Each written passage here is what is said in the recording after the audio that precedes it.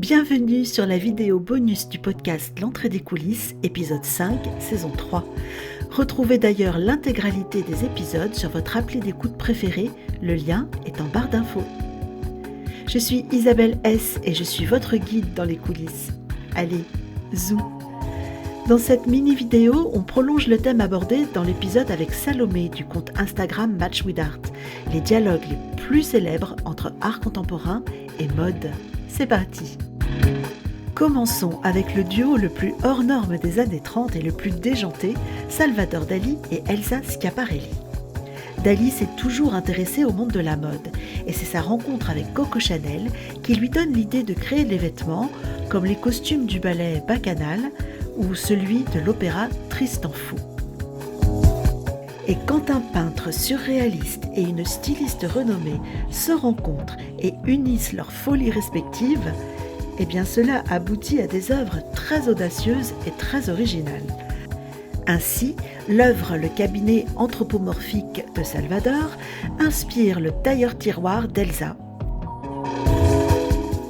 En 1936, le chapeau-chaussure, un escarpin noir ou rose, a abordé, comme un bibi original, une idée née d'un gag de Dali pour amuser sa femme. Et il faut citer la robe homard, cette longue robe blanche sur laquelle est appliqué un dessin de homard réalisé par Dali. Il avait même ajouté quelques brins de persil au pinceau. Vous les voyez ? Autre création née de l'amitié artistique de Dali et Schiaparelli, la bouteille de parfum, le Roi Soleil, imaginée par Dali, est réalisée à seulement 2000 exemplaires par le spécialiste du cristal Baccarat.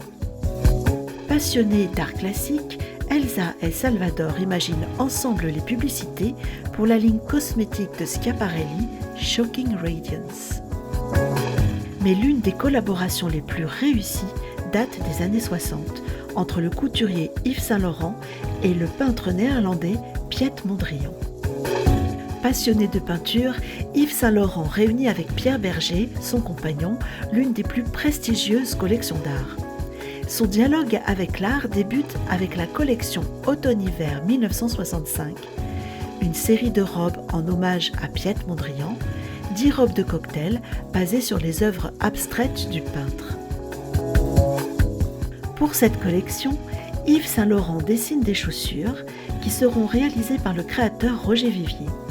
Ces chaussures sont choisies pour être portées par l'héroïne du film Belle de jour, incarnée par Catherine Deneuve. Et le succès est tel que les chaussures portent désormais le nom du film. La collection Mondrian est arrivée au bon moment dans le monde de la mode.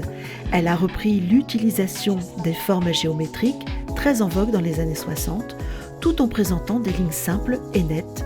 Succès immédiat. Ce dialogue avec l'art, Yves Saint Laurent le poursuit notamment avec la sculptrice Claude Lalanne.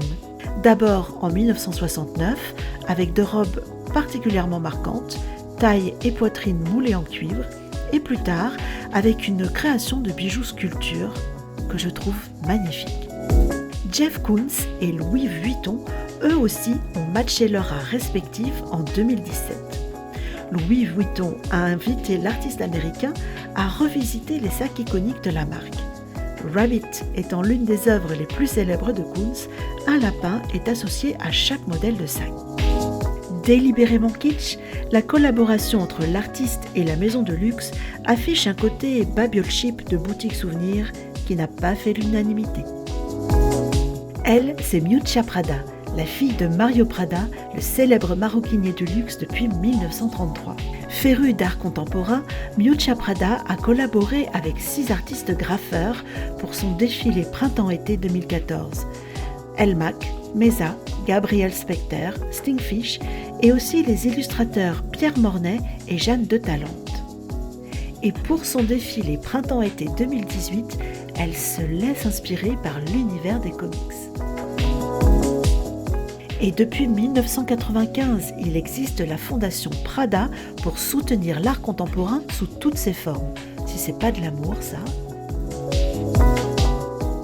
Et on conclut avec The Couples. The Couples explore le lien entre la mode, l'art et la pop culture depuis longtemps. En 2022, ils lancent le prix d'art contemporain Art Prize. Un jury de professionnels de l'art a désigné les 2 premiers lauréats.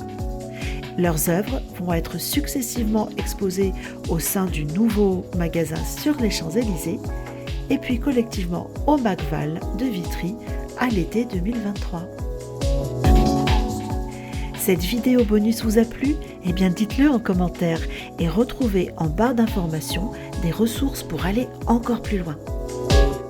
Vous avez plein d'autres thèmes et plein d'autres artistes à découvrir. Retrouvez-les dans les précédents épisodes du podcast L'Entrée des coulisses. Écoutez-les sur votre plateforme d'écoute préférée et laissez-nous un petit commentaire, ça fait toujours plaisir. Allez-y, à bientôt.